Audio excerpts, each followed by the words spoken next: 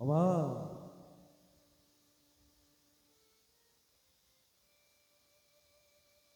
মাতৃ পিতৃ ভক্তি যদি কারোর ভিতরে থাকে, এক বৈষ্ণব দাসের কথা যদি শ্রবণ করেন তবেই বুঝবে।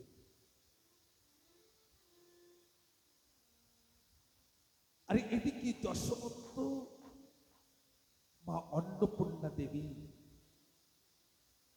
বৈষ্ণব সেবায় ব্যস্ত রয়েছে। আরে জানেন মা, ভক্ত যদি হন তা মা অন্নপূর্ণা দেবীর মতন, ভক্ত যদি হন তা পিতা যশোমন্ত ঠাকুরের মতো। জানেন বাবা,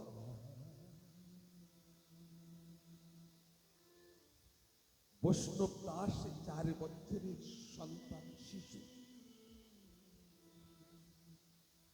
আর আপনারা তো জানেন, ছোট সন্তান ছোটবেলায় তো একটু দুষ্টুমি করে। যশোমন্ত আর এদিকে মা অন্নপূর্ণা দেবী বাড়িতে বৈষ্ণব সেবার জন্য ব্যস্ত হয়েছে। কাজকর্ম করছে, রান্না করছেন, প্রসাদ তৈরি করছেন। বাবা, সম্পূর্ণ বৈষ্ণবগণ এসেছেন আর সকলেই কীর্তন আদি করছেন, আনন্দ অনুভব করছেন দশমন্তর ঘরে। সকলেই বৈষ্ণবগণ যশোমন্তর ঘরে আনন্দ উৎসব করছেন। এদিকে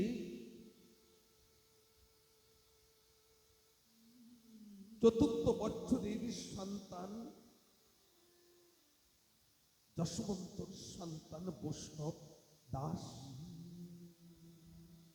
তিনি পুকুরের জলে পড়ে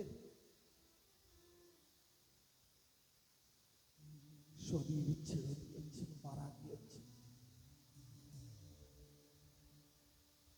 আরে জানেন মা, যে সময় এই কথা মা অন্নপূর্ণা দেবী জানতে পারলেন, নিজের মৃত পুত্রকে নিজের পক্ষে জড়িয়ে উচ্চস্বরে কাঁদছেন,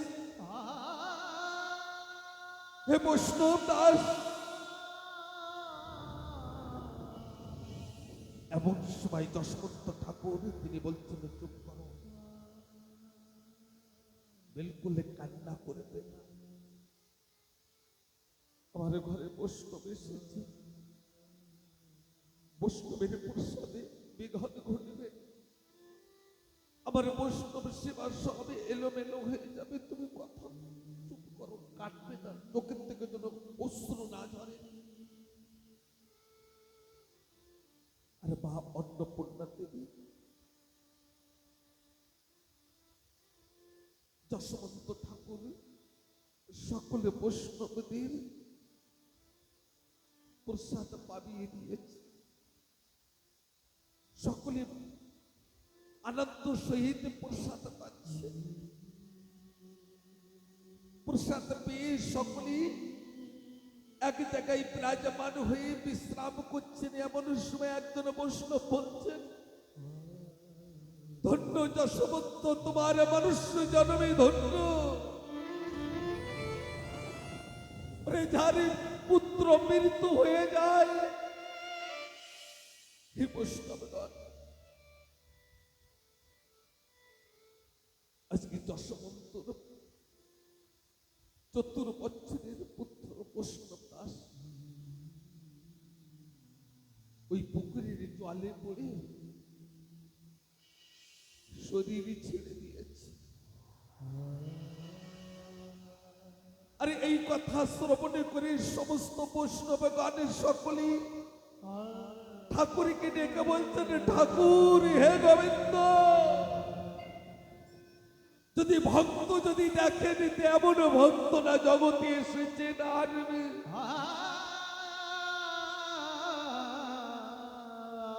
আর বৈষ্ণব দাসীকে ওই বৈষ্ণবদের সম্মুখে ডেকে সকলেই হরিনাম করছে, হরিনাম করছে। আর ভক্তের ডাকে ভগবানকে থাকতে পারে। আর সেই শ্রী শ্রী হরিদাস ঠাকুরের কৃপায় বৈষ্ণব দাস আবার জীবন ফিরে পেয়েছে। আসেন, আমার হরিদাস ঠাকুরের বাল্যলীলা তো অনেক, সফলা ডাঙ্গাই যে বাল্যলীলা করেছিলেন এ কথাও আমরা শ্রবণ করব। আর একটা দিন আছে আগামী দিন, আর আজকের। তা আসেন আমরা কিছু ভক্তের কথাকে আলোচনা রাখি। আর আমি আজকে দেখছি যারা কথাকে শ্রবণ করছেন তাই একনিষ্ঠা ভক্তি দিয়ে শ্রবণ করছেন। এই জন্য কিছু ভক্তিমূলক কথাকে শ্রবণ করি।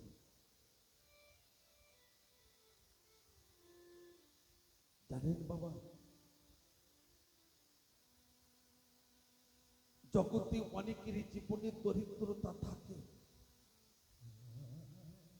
অনেকের জীবনে অভাব থাকে, কিন্তু অশ্লীলের মতো দরিদ্রতা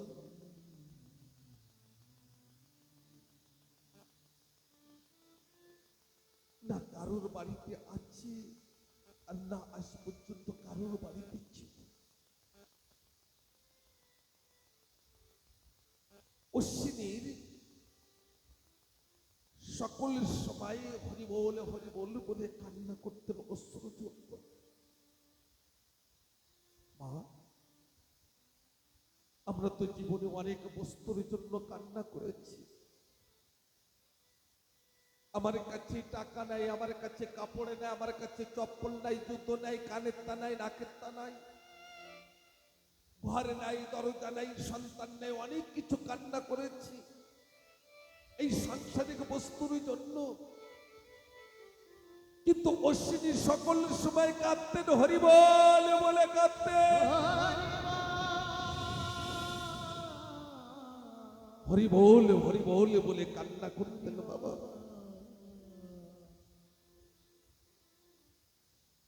এমন সময় বারান্দায় বিরাজমান হয়ে অশ্বিনী তিনি হরিবল হরিবল বলে কাঁদছেন। আর অশ্বিনীর স্ত্রীকে ডেকে বলছে, মালঞ্চ, ও মালঞ্চ, আজকের আমার 3 ভাই আসছে আমার বাড়িতে। এই 3 মহামানবের নাম উচ্চারণ করলেই আনন্দ পাওয়া যায়। মৃত্যুঞ্জয়, বিপিন গোসাই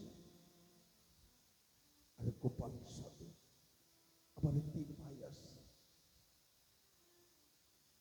তুমি একটু জলের ব্যবস্থা করো, আসছে। বাবা, ইনাদের কাছে তো কোনো মোবাইল ছিল, ইন্দা কেমন ভাবে জানতেন যে আমার বাড়িতে 3 ভাই আসছে। মালঞ্চ জল নিয়ে পথে দাঁড়িয়েছে। আর 3 মহামানব যে সময় আসছে, ওই মালঞ্চ দেবী তিনি জল ঢেলে দিচ্ছেন, অশ্বিনী তিনি চরণ জল করছে।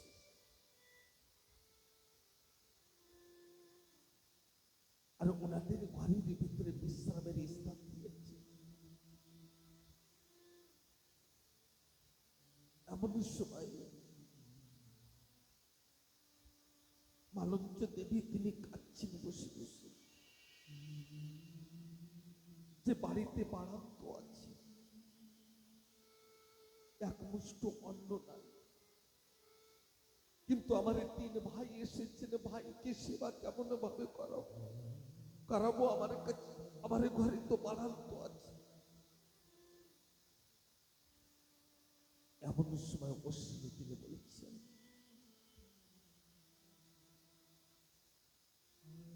অশ্বিনী তিনি বলছেন,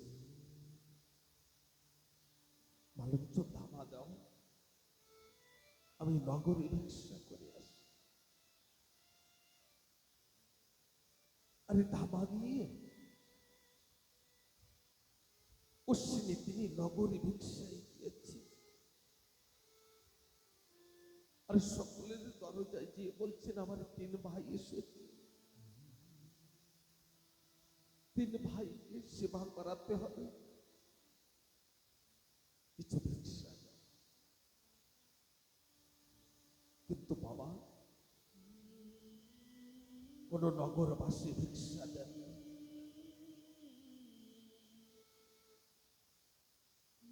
আর হরি বল বলতে বলতে পথের পাশে ধুলার পরে অচেতন হয়ে পড়ে আছে। আর অশ্বিনী মনে মনে চিন্তন করছেন, আজকে আমার তিন ভাই সেবা করার সুবর্ণ সুযোগ হয়তো আর পাবো না।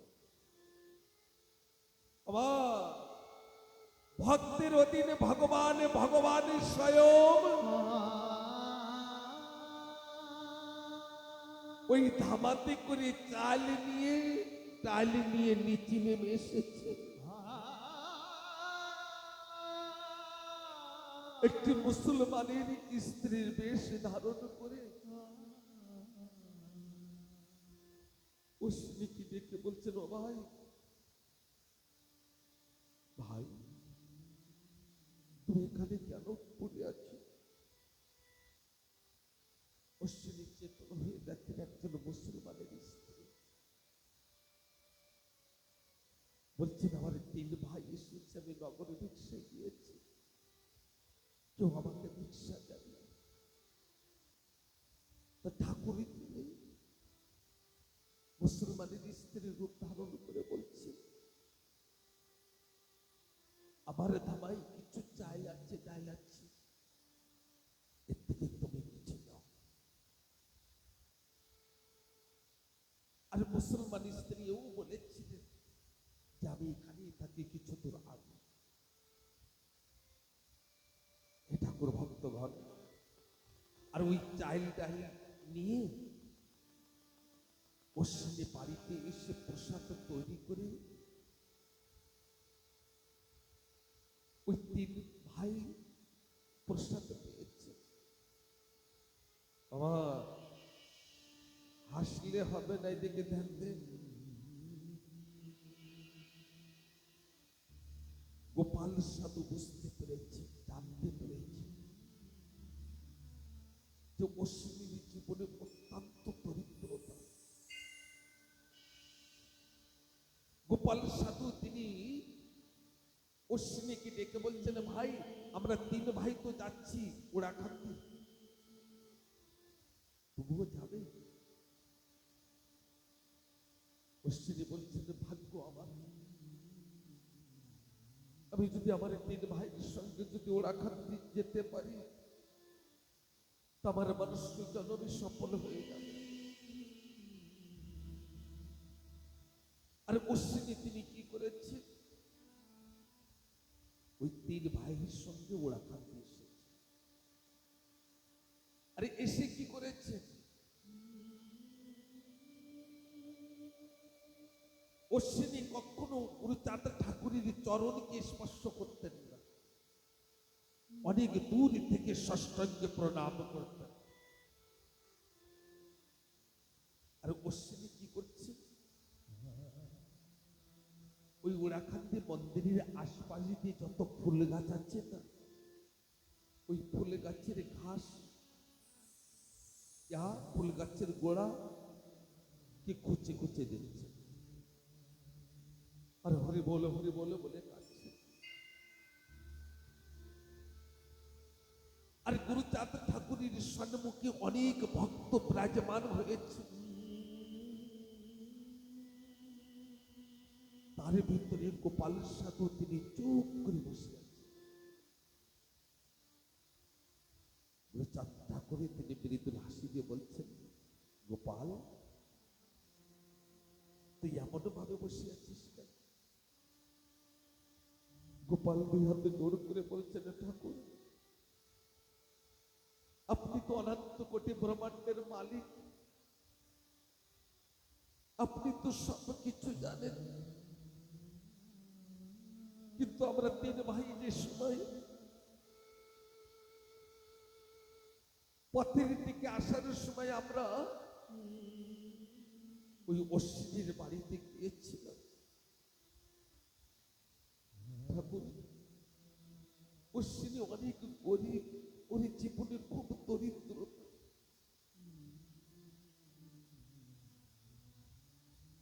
আপনি কিছু দেন না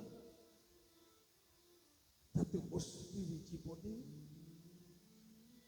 আর যেন দরিদ্রতা না থাকে, অভাব না থাকে। এমন সময় গুরুচাঁদ ঠাকুর তিনি মৃত্যুঞ্জয়কে ডেকে বলছেন, মৃত্যুঞ্জয় অশ্বিনী কোথায়? মৃত্যুঞ্জয় তিনি বলছেন, ঠাকুর আমি এখনই দেখে নিয়ে আসছি। যে দেখেন অশ্বিনী থেকে ওই ফুল বাগিচার ভিতরে ফুলের গাছের গোড়া ঘাস আদি বেছে দিচ্ছি, আর হরি বলে বলতে বলতে বেভোর হয়ে যাচ্ছি। হরি বলে বলতে বলতে বেভোর হয়ে যাচ্ছি। এমন সময় মৃত্যুঞ্জয় তিনি বলছেন, ও ভাই, গুরুচাঁদ ঠাকুর ডেকেছে তোমাকে। কিন্তু গুরুচাঁদ ঠাকুর বলেছে,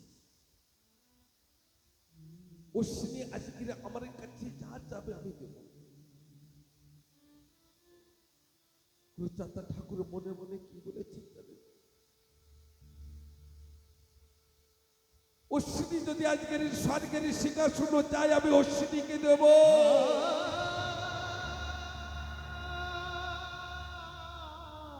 অশ্বিনী যদি রাজা হতে চায় আমি রাজা হবার আশীর্বাদ করব।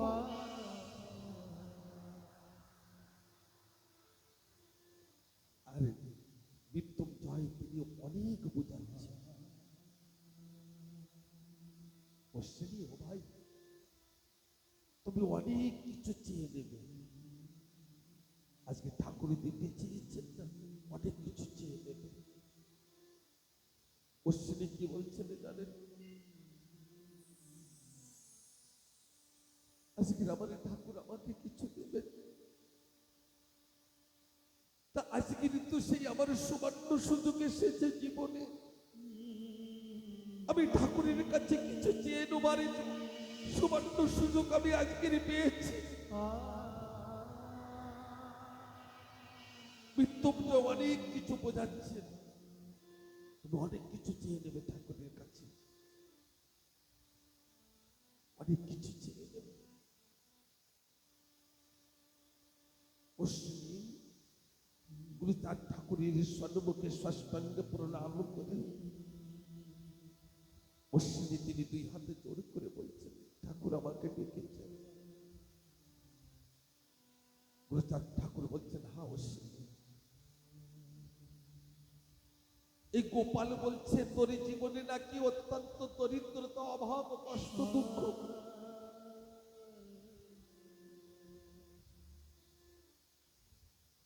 তুই আমার কাছে থেকে চেয়ে নে কি চাস।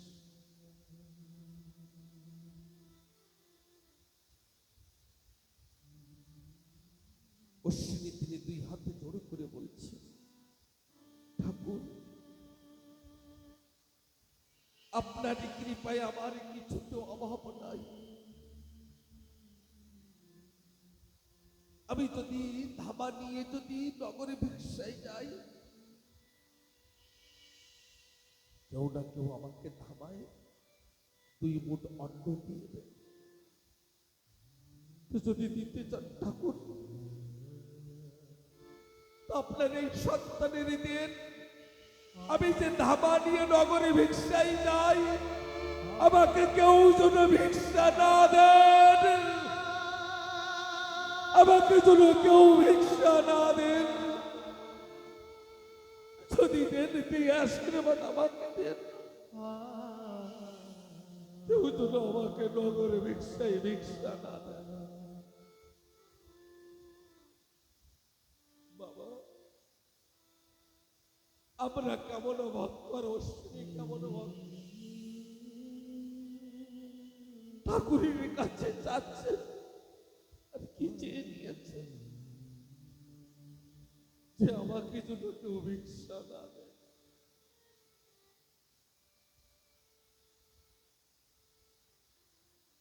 আজকে আমরা যে মানুষ্য জন্ম পেয়েছি, আর পাবো কিনা জানি না। 3 ঘন্টার জন্য ধরাতে এসেছি। শিশুকালে জৈবনে কালারে মৃত্যুকাল, এই 3 ঘন্টা নাটক করে এই ধরাধাম ছেড়ে চলে যেতে হবে। এ দেশ আমাদের নয়। যে সংসারে আছি, এ সংসার আরেকজনের ছিল। আজকে আবার আমি চলে যাওয়ার পরে আরেকজনের রয়ে যাবে। কিন্তু এই মানবকে আমরা যে রোল করছি, এই রোলগুলোকে গুড রোল করা উচিত, কুট রোল নয়। একটি কথা বলবো, অনেকে বলেন না হরিচাঁদ ঠাকুরের কারণে মন্ত্র নাই। হরিচাঁদ ঠাকুরের কারণে মন্ত্র নাই, মিথ্যে কথা। কে বলেছে কণ্ঠে মন্ত্র নাই? কিন্তু প্রত্যেক সময় ঠাকুরের মন্ত্রকে গোপন ভাবে দিয়েছেন, কিন্তু হরিচাঁদ ঠাকুরের মন্ত্র না সদর করে দিয়েছেন। কেন জানেন? এই মানবের কাছে সময় নাই, এই মানবের কাছে সময় নাই। আর জানেন সেই কর্ণের মন্ত্র কি? কে কে জানতে চান হাত উঁচু করে বলুন, কে কে জানতে চান?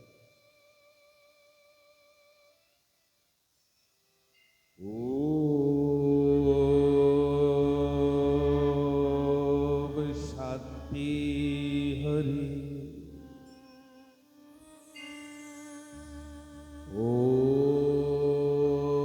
ওম শান্তি হরি,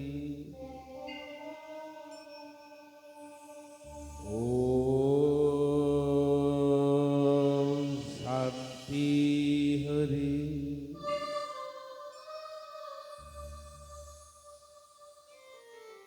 সীতারাম মহামন্ত্র, বলো সীতারাম। সীতারাম। দাপারে যুগে মহামন্ত্র,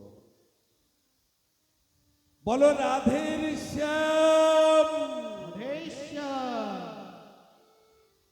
আর হরিচাঁদ ঠাকুরের মহামন্ত্র কলিযুগে, বলো শান্তি হরি।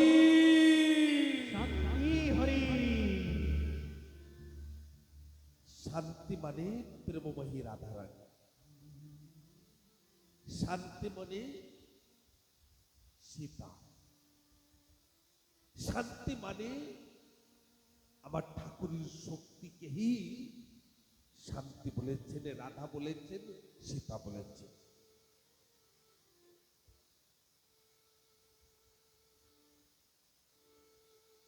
বলে যাই হরিব। কিন্তু আজকের একটা কথাকে প্রতিজ্ঞা করতে হবে, যার নাম হরিচাঁদ ঠাকুরের দীক্ষা গ্রহণ করেছে। আজকের পরের থেকে মোবাইলে হ্যালো আর বলবেন না। কি বলবেন? জয় হরি বল, বলেন জয় হরি বল।